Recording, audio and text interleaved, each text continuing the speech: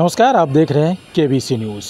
देखिए, भारतीय जनता पार्टी संगठन में बहुत ऐसे लोग हैं जो जुड़ना चाहते हैं। आज की बात अगर बता दें तो पटना में जो अलग अलग जगह से, पटना से लेके औरंगाबाद हो गया हो, अलग अलग जगह के शिक्षाविद, आज लगभग 15 ऐसे शिक्षाविद हैं जिन्होंने ज्वाइन किया है भारतीय जनता पार्टी को। लेकिन सबसे बड़ी बात है कि भारतीय जनता पार्टी की जो अपनी रणनीति है, उस रणनीति पर क्या कुछ हो रहा है आज के चुनावी मौसम में, और बिहार की राजनीतिक पटल पर पलटवार और वार दोनों चलते रहा है। सबसे पहले तो आपको बता दूं कि दिलीप जायसवाल आज क्या कुछ कह रहे हैं इन तमाम मुद्दों पर, तेजस्वी यादव पर हो, चिराग पासवान पर हो, या फिर सबसे बड़ी बात ये कि 70,000 करोड़ के जो घोटाले की बात, जो आरोप कांग्रेस ने लगाया उस पर हो।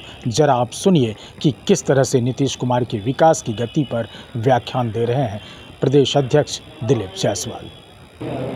पटना में पहले सिर्फ चिड़ियाटार पुल था, आज पूरे पटना में फ्लाईओवर का जाल बिछा।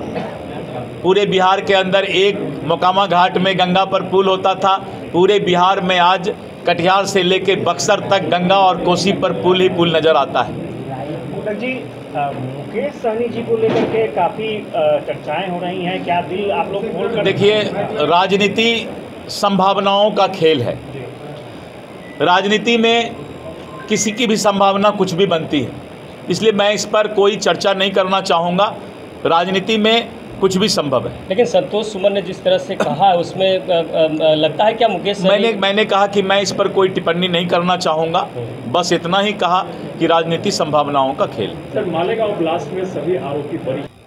तो आपने सुना दिलीप जायसवाल ने जैसे कहा कि पहले पटना में चिड़ियाटाल पुल हुआ करता था, लेकिन अभी विकास की गति ऐसी है कि अब पूरे बिहार में जो पुल का जाल बिछ गया है। और साथ ही उन्होंने ये भी कहा कि जहाँ तक मुकेश सहनी की बात है, तो मुकेश सहनी हो या कोई भी हो, वो स्वतंत्र है अपना निर्णय लेने के लिए, लेकिन उस पर अभी मुझे कुछ बोलना नहीं है। साथ ही साथ दूसरी बात बता दूं कि जिस तरह से कल कांग्रेस ने 70,000 करोड़ का आरोप लगाया था एनडीए के कुछ मंत्रियों पर, और इस घोटाले की जो बात हुई तो तुरंत ही सम्राट चौधरी ने उसका पलटवार किया है, और सम्राट चौधरी ने कांग्रेस के साथ साथ तेजस्वी प्रसाद यादव को भी घेरने का काम किया है।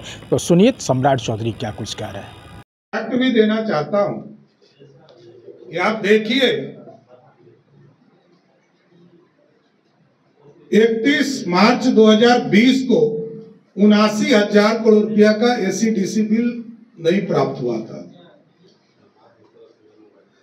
31 मार्च 2021 को 92,000, 31 मार्च 2022 को 99,000, 31 मार्च 2023 को 87,000 और इस बार 70,000। इसी के लिए मैंने कहा सबसे कम। और ये 1,15,000 करोड़ रुपया था लंबित। बता देता हूं, 31 मार्च 2024 को ये 1,15,000 करोड़ रुपया था। बाद में 50,000 करोड़ रुपया का यूटिलाइजेशन सर्टिफिकेट प्राप्त हुआ, और आगे भी एक एक योजना का जो समीक्षा है वो राष्ट्रीय जनता दल के ही लोक लेखा समिति के अध्यक्ष होते हैं। पहले ललित यादव जी थे, अभी भाई वीरेंद्र जी हैं।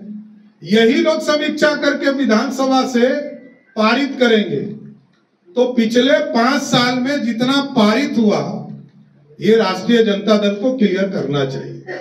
इसलिए ये पूर्ण रूप से बिहार के विकास में खर्चा किया गया, और ये समीक्षोपरांत सब रिपोर्ट इसको पूर्ण किया जाएगा, और सीएजी को एक एक जवाब भी देने का काम सरकार करेगी। इंफ्रास्ट्रक्चर का काम हुआ, विकास के कार्य हुए, और आगे भी 2025 में, क्योंकि इन लोगों को डर लगने लगा कि नीतीश कुमार जी ने बिहार के तमाम लोगों का सपना साकार कर दिया और नीतीश जी ने 2025 से 30 के लिए भी लक्ष्य तय कर दिया कि 1 करोड़ लोगों को बिहार में रोजगार देने का काम किया जाएगा। इसलिए ये लोग डरे हुए हैं, ये लोग जनता से बाहर हो चुके हैं, जनता के बीच कोई साख नहीं रह गया। तो आपने सुना कि तेजस्वी प्रसाद यादव हो या कांग्रेस हो, इन तमाम लोगों को सम्राट चौधरी ने जवाब देने का काम किया है और उन्होंने कहा कि 2023 और 24 का जो रिपोर्ट है वो रिपोर्ट को बना करके ये 2025 में दिखाना चाह रहे हैं। CAG का जो रिपोर्ट आया है वो रिपोर्ट झूठा है। ताज़ा रिपोर्ट अगर कुछ है उनके पास तो वो सामने लाए। अब देखना होगा कि इस पर विपक्ष किस हिसाब से पलटवार करता है। अमलेश आनंद, KBC न्यूज़, पटना। खुल गया प्राइवेट मल्टी फैसिलिटीज हॉस्पिटल ममता नर्सिंग होम। यहाँ अलग अलग रोगों के 10 विशेषज्ञ डॉक्टरों की टीम 24/7 इमरजेंसी सेवाएं देती है। न्यूबॉर्न बेबी से लेकर गाइनो एवं सभी तरह के क्रिटिकल रोगों का इलाज। एडवांस ICU की लाइफ सपोर्ट सिस्टम। इलाज का खर्च अन्य अस्पतालों से लगभग आधा। ममता नर्सिंग होम, वेस्ट मनियापुल, कटिहार।